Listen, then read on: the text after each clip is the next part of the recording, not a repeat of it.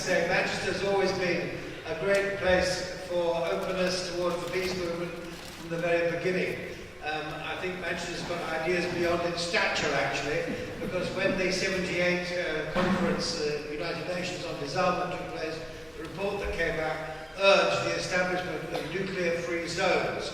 And I'm sure the authors of that report were thinking of governments and states and countries around the world and regions. But Manchester jumped on the bandwagon, thanks to Bill Brisby, and decided that Manchester would become a nuclear-free zone. And then the idea spread around other cities and towns around the world. And that's a marvellous bit of inspiration for Manchester. So thank you very much for that, for the welcome today, to this museum for the welcome, and to the amazing work of Jackie there and all her team in getting this Peace History Conference going. It really has been an enormous amount of work and manifestly very successful.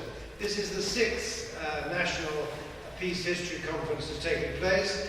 If anybody wants to see them afterwards, I've got the programs of the other 5, all of which took place in the Imperial War Museum in London. And indeed, the hospitality there is one of the successes of the movement for the abolition of war, which is itself a kind of historical construct.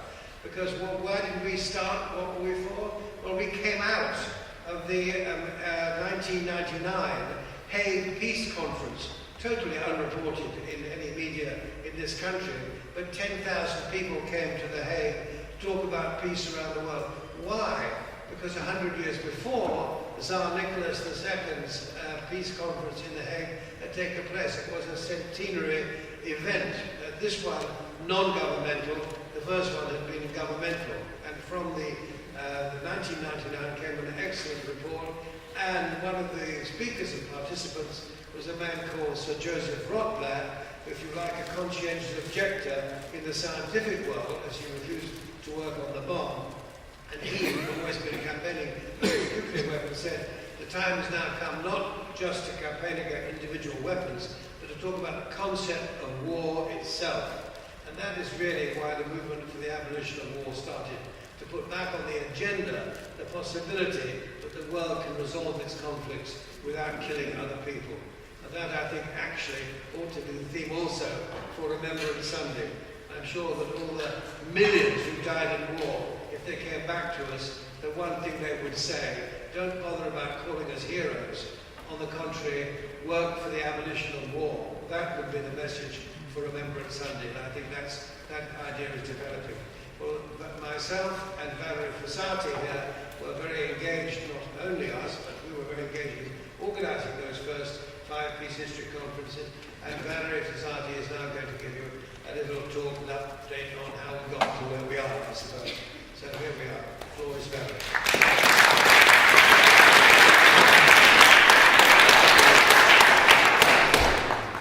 I'm going to hazard a guess that some of you in this room will recognise the following words, even though they should be read in a more grainy voice than I can produce. Listen, and I will tell you more of the saga of Noggin the Nog, as it was told in days of old by the men of the Northlands as they sat by their great log fires.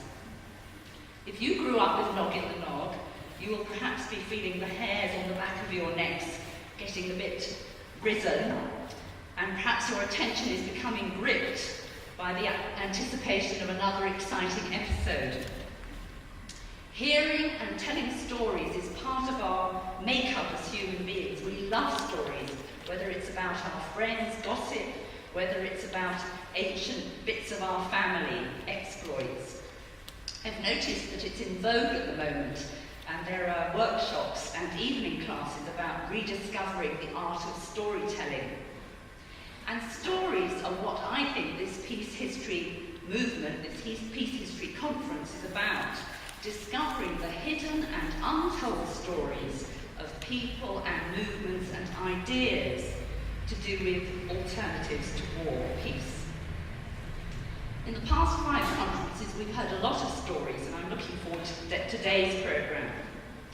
If there's any doubt about why we need to retell, reclaim that side of human history, the national commemoration of the First World War will remind us, I'm sure. Initial government announcements suggest that the old lie identified by Wilfred Owen is in danger of being repeated.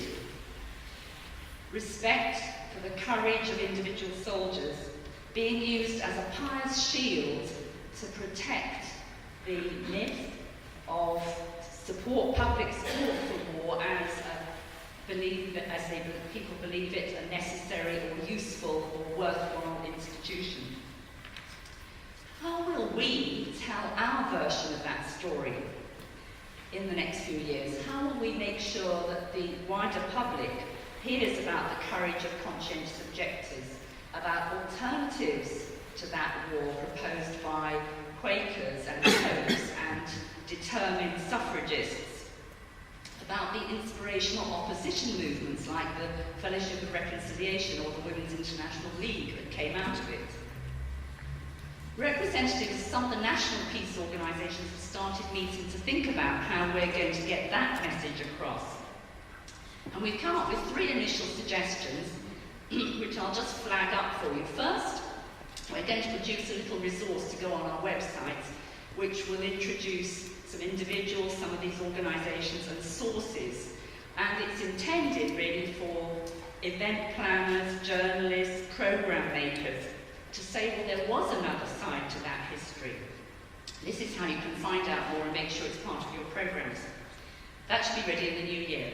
Secondly, we suggest that International Conscientious Objectors Day in 2014, that's the 15th of May, should be used as a day for events across the nation, photo opportunities about the role of conscientious objectors.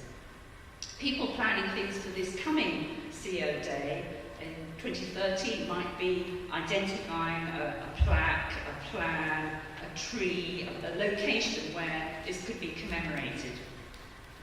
And thirdly, on the 4th of August 2014, we're suggesting there might be a nationwide silent vigils with the message, no more war, never again. I'm guessing that quite a lot of you are thinking along these lines too, and so that we can better share our ideas, under the green fluorescent sign at the back, I've put a clipboard where you might like to put your ideas, your plans for where you live, and your name and email if you want to be kept in touch. So we need to prepare ourselves and equip ourselves with stories, good stories, to inspire and inform our fellow citizens. This conference is going to be one step in the right direction. Congratulations to the team that organised